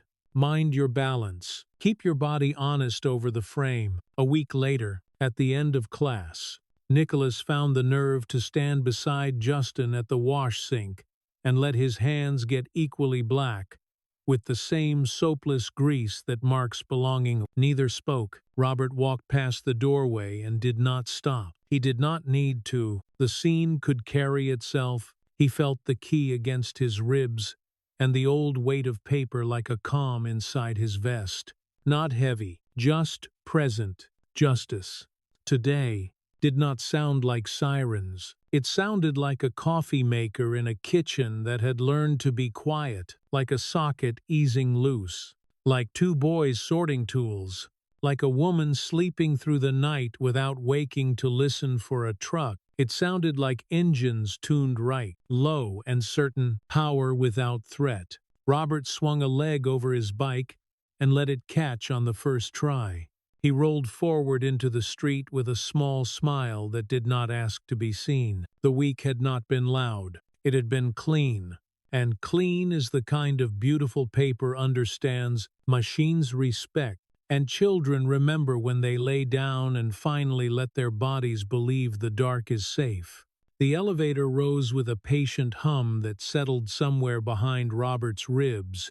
He stood beside Ben in a square of mirrored steel that made the space look larger by multiplying faces neither of them needed. Floor lights blinked in a soft ladder, and cool air moved through a vent with the confidence of a building used to getting its way. Ben's hands stayed easy and empty. Robert watched his own reflection long enough to remember the promise he was carrying and then let it go. Carpet waited at the top, thick enough to swallow footfalls and blunt sharp thoughts. Frosted glass bore the lawyer's name in letters that liked themselves. The receptionist's desk was a rectangle of wood, polished to the point of self-control. She looked up, took them in head to heel, and met Robert's eyes without flinching. He nodded once. She lifted a handset, spoke a name, listened, then set the phone down with deliberate care. "You can go in," she said, voice level as a ruler. The office door accepted a steady push and moved without complaint. Air inside was a curated cool, paper and lemon oil layered over a shadow of whiskey that clung to wood and glass, the way a storm lingers in a room after it has already broken. Floor-to-ceiling windows made the city look contained, as if streets and people could be held in a tidy frame if a man stood in the right place. The desk did not sit behind the glass so much as occupy it. Tom Bradford stood with both palms on the edge of that desk, like someone who had learned to make standing look like a strategy. His tie kept a neat dent at the knot. The kind magazines teach. Degrees climbed the wall like permissions. A photograph faced him instead of the room. In the faint reflection of a frame, Robert caught a woman's smile, and a boy younger by a handful of long years.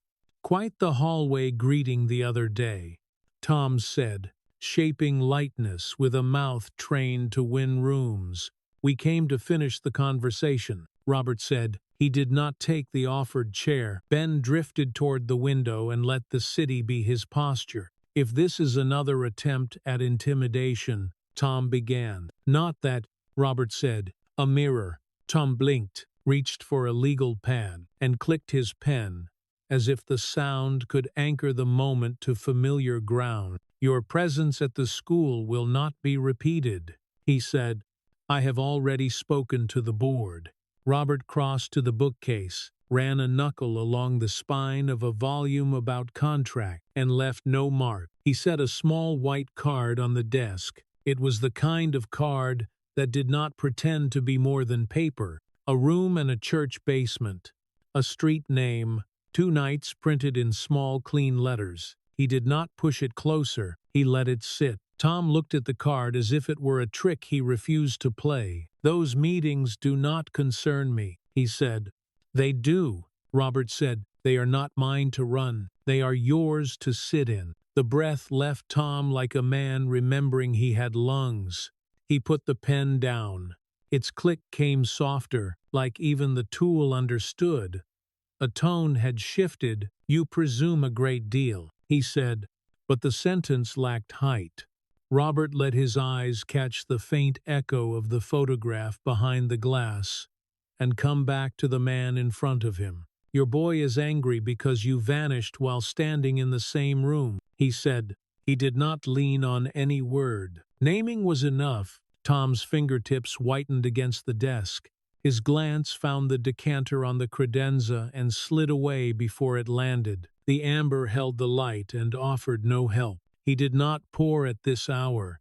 He poured later. When a man tells himself that night grants permission to forget, you do not know my life, Tom said. The words reached for iron and found cloth. Robert did not move closer. Distance can be respect and tool at once. He let the quiet hold its own argument. Somewhere outside the door, a copier began to work and kept working. Thin paper slapping a plastic tray with the metronome of office hours. Ben shifted the width of a breath.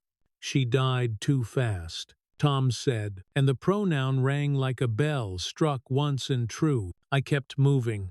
I kept him fed, kept the mortgage paid, kept the firm afloat. If I stopped, I thought I would shatter. You shattered anyway, Robert said. You just did it where he could not make sense of the pieces. Tom opened a drawer and shut it again without taking anything. A pale ring from an old glass had marked the leather blotter. He saw it and looked away. You came here to humiliate me, he said, gently, as if a soft edge could change the blade. No, Robert said, to invite you, or to put the invitation where you would have to move it to ignore it. Ben spoke, voice made for rooms where men tried telling true things for the first time. You served, he said. Tom turned his head like a man hearing boots behind him on a road he thought he had left. I did too. Tuesday nights, Thursday nights, no uniforms, no speeches,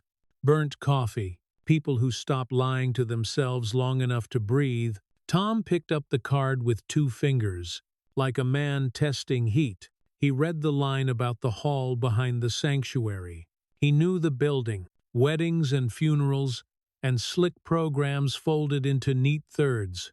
I am not a veteran of that war, he said, reaching for a door out. Half the people in that room are veterans of other wars, Ben said. Bottle wars, silence wars, bedroom wars. The shape is the same in the dark. Tom sat. The chair accepted his weight like a fact. Outside, clouds dragged their sleeves across the glass. A ridgeline of office towers dulled to pewter. "What happens if I go?" he asked. No courtroom cadence now, only a man with a question. "You listen," Robert said. "You speak when your sentence is true. You show up again the night after. And the night after that, you stop pretending bourbon is a wall. You start being a father when it is small and when it is ugly. You apologize without theater. You do that long enough for your son to believe you, which will take longer than you want." Tom set his face in his hands. "Not to hide, but to hold. I do not know how to be a father without her," he said, voice carried through bone and palm. "You learn," Robert said. "You will not be the first to learn late." Phones rang in other room. Paper moved. Life kept its shape without asking permission from this moment. Robert waited, because pressure makes cracks, and patience lets light through them. Ben slipped his hands into his pockets, posture easy and open. The way a man signals time is available. Tom lifted his head and turned the desk photograph toward the room. A younger boy tense with pride. A woman laughing mid-frame. For a heartbeat, Tom almost said their names, and then understood the names were already here. "If I were your client, what would you tell me?" he asked, the role reaching back to rescue him, and finding less to grip than usual. "The same thing," Robert said. "Show up. Stay. Put the bottle in a cabinet and hand the key to someone who will not return it until you have earned it. Tell your son the hallway is his. When he slips, stand there with him and keep his shame from making the next choice. When you slip, say it in words he can hear and change in ways he can see." Tom looked at the card until the letters blurred, then steadied. He touched the corner with his thumb, the way a person tests a blade he plans to sheathe. "And if I do not go," he said, "then you will keep losing him," Robert said, "and he will learn your trick with whatever glass he meets first." Something behind Tom's eyes let go of its posture. He nodded once, almost too small to count. He stood, walked to the credenza, set his fingers to the decanter stopper, paused, lifted the bottle instead, and crossed to a cabinet near the bookcase. He opened the door, placed the whiskey inside, closed it, and returned without commentary, as if the act belonged more to gravity than to will. "Tuesday," he said. "I will go Tuesday." "Good," Robert said. Ben breathed out a small sound, like window glass warming. Tom slid the card into his wallet, pressed the leather flat with his palm, then set the photograph back toward him, the frame now an honest anchor rather than a shield. "There will not be an instant fix," Robert said. "Do not go for miracle. Go for truth. It is ugly in the corners and beautiful in the middle." Tom's mouth tried for a smile and settled for plain. "Thank you," he said, and the words arrived with the raw center of someone who has run out of useful disguises. Robert checked the clock and found a minute hand patient as an old machine. At the threshold he left the last wait a room like this required. "I will check," he said. Tom did not flinch. He nodded. Once more, and no larger. Carpet caught their steps on the way out. The receptionist raised her eyes and did not ask. Ben gave her a small nod and received one back. The kind of quiet agreement people share when they know a secret that is not theirs to tell. The elevator hummed the same low note on the way down. Work always feels heavier going in. Outside, the city tasted like exhaust and rain, with a thin seam of clean under both. Robert stood for a breath and felt the absence of the card like a pocket finally emptied of the thing that belonged to someone else. Good. He looked up through glass at sky and saw only cloud moving where it was meant to move. They walked to the bikes without a word. Chin straps clicked, engines caught with low agreement. The light changed, and the road opened, and they moved into it like men who had placed a small door within reach of someone who needed it, and trusted him to walk through. Behind them a man sat at a desk with a photograph faced forward, and a card tucked where his hand could not avoid it. Ahead, room for the next honest thing.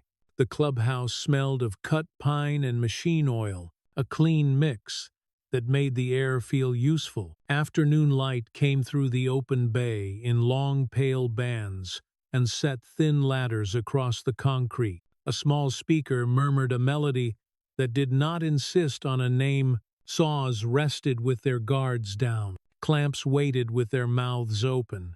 The place carried the kind of hush that belongs to rooms where work teaches more than talk. Robert stood at the edge of the shop and let the room set its own pace.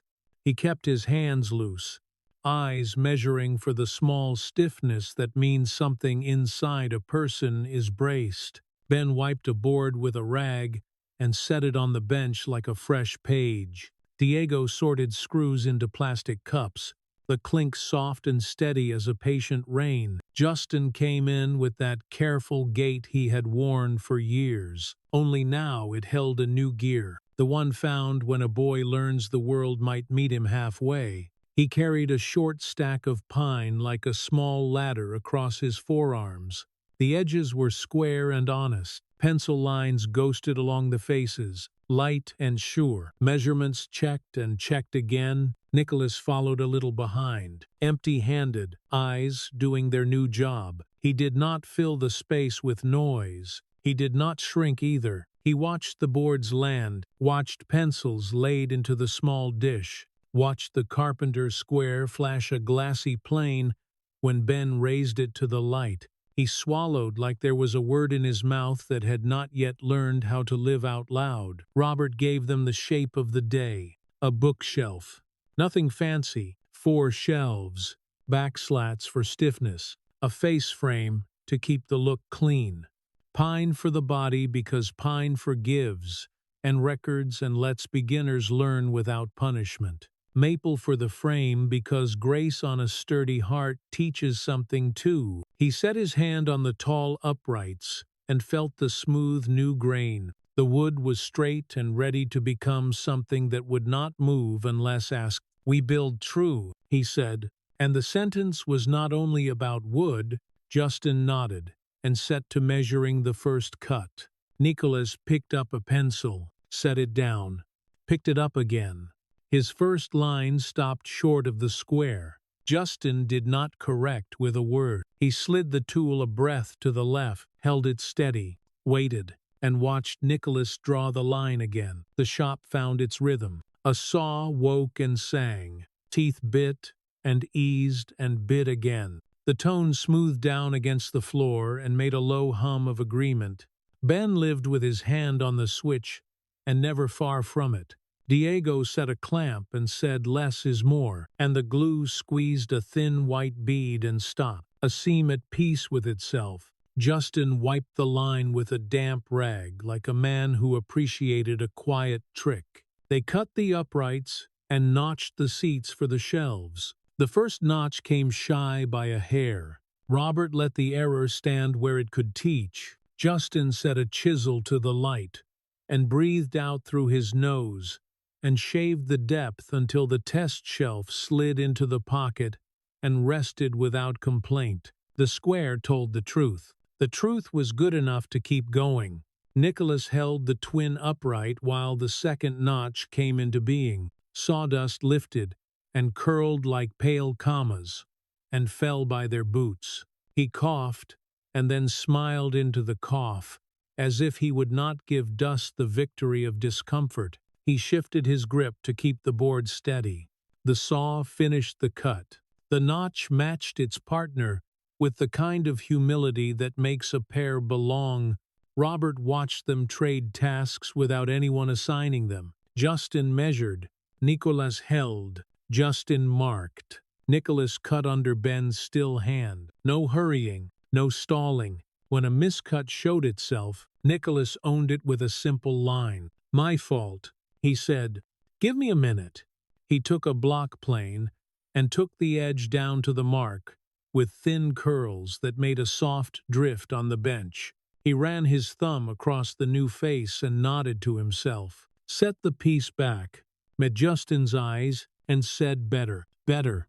Justin answered. They dry fit the frame and set 2 clamps across the rectangle to keep the right kind of honesty. It did not rack. Diagonals matched within the width of a pencil lead. Ben tapped the right corner and listened to the sound travel through the bones of the build. Good bones, he said. It will hold. Back slats came next.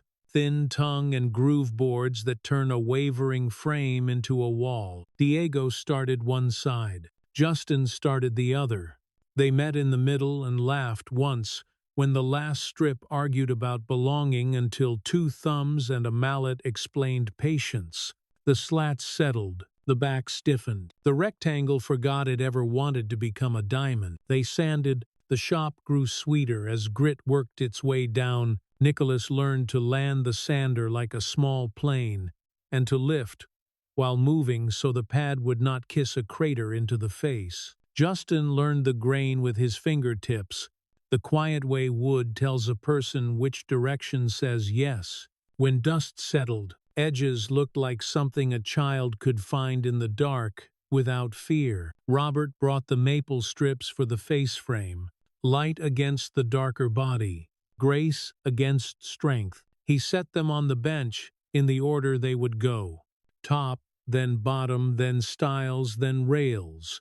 Corners last, because corners decide who we are. He set the good square nearby, the one that is truer than most people, and stepped back. Justin set the top rail. Glue small and even. Ben sighted the reveal. Diego set a clamp, and did not tighten until both boys agreed with the angle. Nails rested in a tin like little drops of bright rain waiting for a cloud. They left the corners for last on purpose. Robert watched without leaning in. Justin brought his first corner to the line and tested the miter. A slit of light showed at the seam. He lifted the piece and handed it across. "You take this one," Justin said. "My corner keeps arguing with me." Nicholas took the rail and the square and let silence do its work. He set the piece, lifted it, shaved a breath from the face with the plane, set it again. He sanded once with a fold of paper. He set it again. The light narrowed to nothing. He did not announce the victory. He set the clamp and tightened until the glue made a quiet comma. Robert kept the silence as praise. The moment did not need applause to be true. Justin set the next corner and found it went home without argument. There is a sound a frame makes when it becomes itself, a click small as a bead, too soft to travel, too sure to miss if your hands are on the work. They pinned the frame with finished nails, and the air took the small, sharp sound like a quick breath in. Nicholas held the hammer like a pencil rather than a weapon. Justin took the nail set and tapped the heads below flush. Nothing torn, everything clean. They filled the tiny moons with putty, the color of bread. Time blurred into sequence the way it does in a true shop. The song on the speaker ran out of interest, and the radio spoke about traffic on a road none of them would take. Sun stripes slid across the floor. A shadow climbed the vise and stepped across the bench. When the last dust fell, Ben turned the piece gently onto its back. Diego handed a pencil. Robert touched the underside of the bottom shelf. "Names go here," he said. "Date 2. Tools change hands. Wood outlasts us. Put the truth where it does not need to be seen to remain true." Justin wrote his name in letters that had learned to stand. Nicholas hesitated like ink carried consequence and then set his name beside the first. He left a respectful gap and not a distance. Justin wrote the date in full words, a habit learned from a nurse who wanted records to speak clearly. Robert watched the pencil lift and knew he had just seen a kind of custody worth keeping. They stood the shelf upright and looked at what they had made. Back slats gave a small, tight music when a finger tapped the middle. The face frame smiled a quiet line. The corners looked like proofs. The piece held its shape without asking for a shim. Nicholas put his palm flat against the side. Not ownership, not apology. Something between. He looked at Justin and spent the sentence he had been carrying. I was wrong, he said. For the hall, for the names, for the trash, all of it. I was angry, and I made it yours. I am sorry. Robert felt the air adjust. Justin did not make the boy repeat it. He did not tie a bow across a wound and call that healing. He looked at the shelf, then at Nicholas, and chose the size that fit the room. Help me move it to the wall. Justin said, it will look better in place. They lifted together, breaths matched without practice. Boots scuffed. They set the shelf where wall met window and nudged it a small fraction until the light said yes. It did not rock. It did not argue. It was what it had been built to be. Ben let out a small sound that might have been pride and might have been relief. Diego set a level across the top, watched the bubble find center, and took the tool away like a secret. He was willing the room to know. Robert let his shoulders lower by a fraction and gave himself one small exhale for the rooms he remembered, and the boys he did not, and the patience that had carried them here. They cleaned the bench and the floor because shops declare their character by how they are left. Nicholas swept the ribbons of pine into a tidy pile that smelled like a small forest had come to visit and gone home. Justin coiled cords and hung them where the next hands would not have to guess. Ben set the plane in its drawer with the mouth barely open. The way a craftsman lets a tool rest, Diego wiped the glue bottle and capped it, a sermon in one motion. When they were done, the room felt taller by the height of a shelf. Maple caught the door light and ran a thin, bright line to the corner Nicholas had cut. He saw it and looked away, not bashful, only aware. Robert stepped forward and put the smallest of his weight on the top, like a handshake. Tomorrow, he said, bring 3 books you care about. First shelf is for what teaches you. Second is for what makes you laugh. Top is for the hard ones you carry until they are lighter. Bottom is for someone smaller than you, even if that someone is not here yet. Justin nodded as if the rule had always been inside him. Nicholas nodded like a person agreeing to something he wished he had known sooner. No one wrote the rule. The wood had recorded it already. The radio clicked off and left only the sound of air. Outside, the late day held a faint seam of fuel and rain. Engines waited with their patient strength. The world continued at its same slow speed, which is the only speed that lets a person who has chosen to show up keep choosing it. Justin ran his thumb along the face frame and wiped the last dust on his jeans. He looked at Nicholas. Corner fits clean, he said, a gift the size of 5 plain words. Nicholas's mouth found a shape between relief and responsibility. Keep the other 3 straight, he said.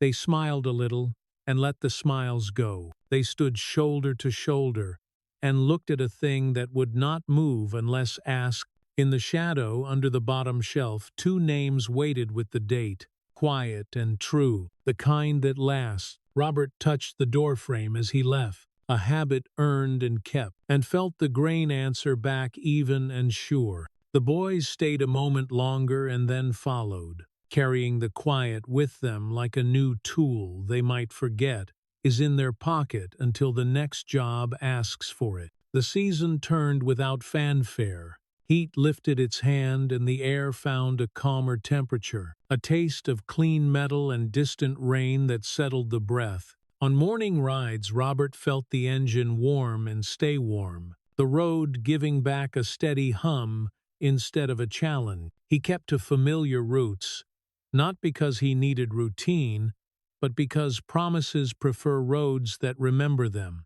The line of bikes moved like a thought he could trust, low and even, no need to speak louder than the work required. At the clubhouse, the safe stood where it always had, a square of quiet steel that carried paper like a lighthouse carries a lamp. Inside, the envelope waited with its seam still sealed, and its signatures still dark across the flap. Some evenings Robert opened the door only to look. not to touch, and let the sight do what it did best. Power that did not insist, proof that did not perform, a record that could sleep without fear. He would close the door and turn the key and feel the click settle, like a period on an honest line. The spare house key Jennifer had cut for him stayed on his chain. Most days he forgot it was there until it found his ribs and drew his attention back to the small, lawful sound of that first turn. When he did remember, the metal felt less like a tool and more like a promise shaped to fit a palm. He never minded weight that belonged to duty. Warm from his skin, the key offered a quiet reminder that the door had opened the right way and would stay that way. He stopped by the Miller house less often as the weeks made their own rhythm. He called first. He knocked and waited a step back so the space could choose. One afternoon, when the light thinned and the yard held the slick sheen of late-day moisture, Jennifer waved him in with a towel over her shoulder and the unhurried calm of someone who had reclaimed her rooms. The house smelled of onions easing in butter and clean cotton, and the faintest ghost of machine oil that rode in on Justin's hands and did no harm. The bookshelf stood against the wall, where the window laid a bright rectangle over the face frame. It looked older in the way good wood looks older, not tired, only settled. Maple at the edge had taken on a soft glow from cloth and fingertips. Pine had warmed toward honey. The shelves kept their quiet rules without anyone policing them. On the lowest shelf, a handful of picture books sat ready for a neighbor boy who came by with a toy truck and a habit of forgetting where he put it until laughter found it again. Above that, a row of paperbacks leaned with the easy balance of stories that make an hour lighter. Above those heavier spines kept their square dignity, the kind a person carries until the day gives up its weight. The top shelf held work and weather and stubborn hope, manuals and hard truths that refused to be decorative. 3 titles spoke without help. A small engine manual, margins written with careful notes that looked like Justin's hand.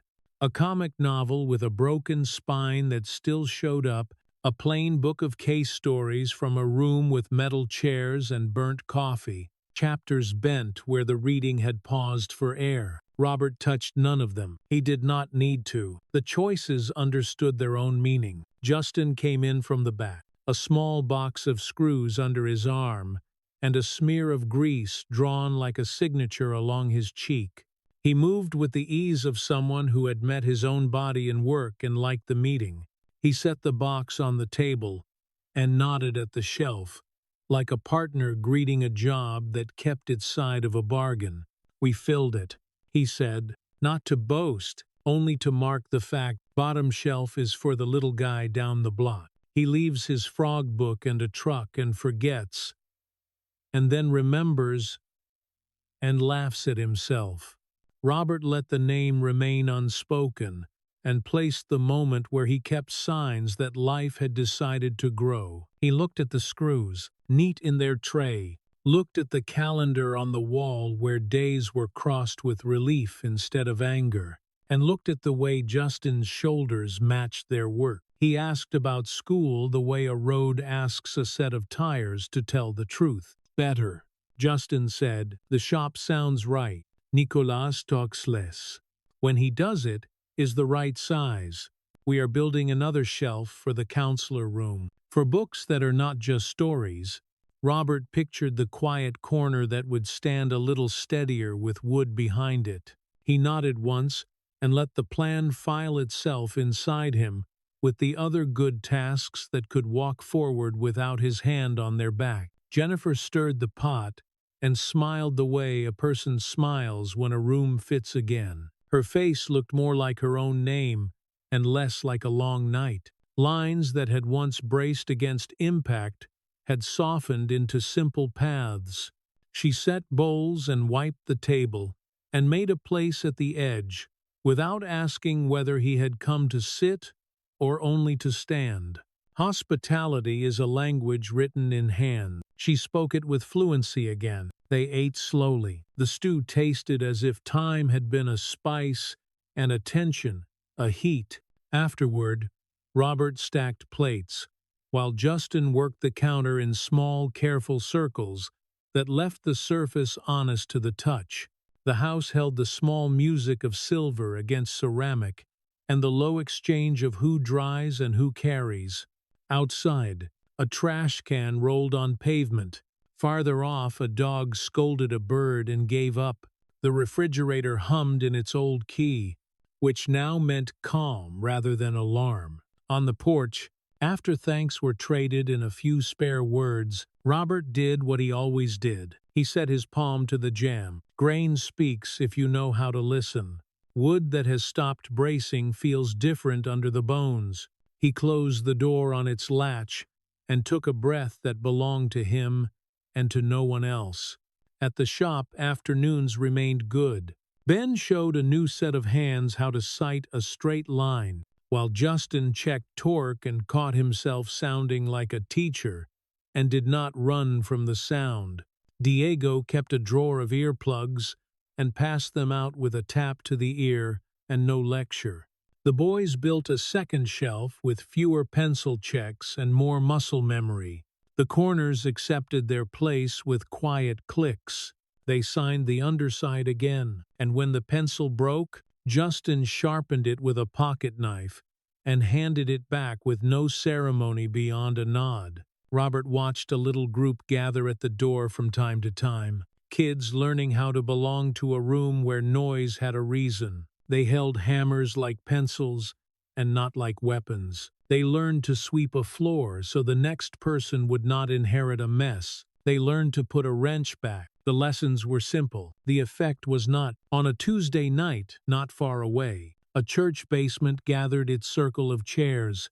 The coffee had the same reliable bitterness. Tom sat 2 seats from the end and looked at the faces the way a person looks at a map he has decided to trust. He spoke a sentence or two, not pretty, not shaped for applause, only honest. He went home to a kitchen that smelled of soap and quiet and set his wallet by the door with a card that had creases now. He sat with his son and asked a question and waited through the ache of silence until an answer came. He learned to nod and mean it. He learned to pour nothing and be fine with his hands empty. Robert did not attend those nights.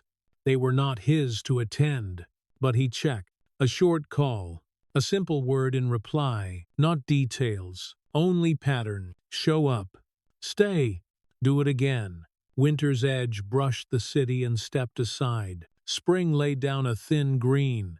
The safe kept its corner without complaint. The envelope did not lose its nerve. The key on Robert's chain warmed and cooled with the weather of his day. Time made the quiet changes look like the way things had always been, which is how you know the work held. One late afternoon, he rolled past the school and let the throttle ease enough to see through the shop window. 2 boys stood at a bench and let their shoulders touch by accident while they argued about sandpaper grit. The laugh that followed belonged to builders who had retired the habit of breaking. It crossed the glass and found the street and made a bright place where none had been required. He stopped by the clubhouse before heading home. The line of bikes outside looked like patients lined up. Inside, the room spoke in low tones and familiar tools. Robert opened the safe and looked at the envelope the way a sailor looks at the horizon. Not for changes, for confirmation. Paper had kept its promise without showing off. He closed the door and turned the key and hung it where it belonged. The room kept doing its job without any of them asking it to prove itself. Outside, the evening tasted of fuel thinned by air that had decided to be kind. Robert touched the key on his chain with the back of his knuckle. Not to check it, only to acknowledge it. The metal answered with the small certainty a good tool carries. He swung a leg over the bike and let the engine find its steady note. He did not need the noise to make the point. He followed the line when it moved, low and together, into a dusk that kept its word. The road waited. The work waited. Peace. like a well-tuned machine, prefers hands that return on time, and the promise kept moving, quiet and sure, the way a true engine does when the rider knows where he is going and why. In the end, this story reminds us that justice doesn't always roar. It often whispers. True strength isn't in the noise we make when we're wrong, but in the steady courage to face what's broken and make it right. One small, lawful step at a time. Robert, Justin, Jennifer, and even Tom learned that silence can be both shield and prison. That healing begins the moment someone decides to speak, to act, to show up. Sometimes, the most powerful revolutions begin in the quiet discipline of doing the right thing, even when no one is watching. The story also teaches us that redemption isn't a miracle, it's maintenance. A peaceful home, a rebuilt shelf, a meeting in a church basement. These are not endings, but continuations in a world that often rewards noise and dominance. This story reminds us that real dignity lives in patience, in accountability, and in the quiet rebuilding of trust. As the saying goes, gold doesn't fear fire. The truth may burn for a while, but what's genuine survives it. If this story moved you, if it reminded you of a moment when you chose to stand up, to forgive, or to begin again, share your thoughts below. Tell us your own story of breaking silence or rebuilding peace. And if you'd like more stories that challenge, inspire, and stay with you long after the screen fades, hit like and subscribe so you won't miss the next one. May your days end with calm hearts and steady hands, and may the road ahead always carry the sound of quiet engines keeping their promise.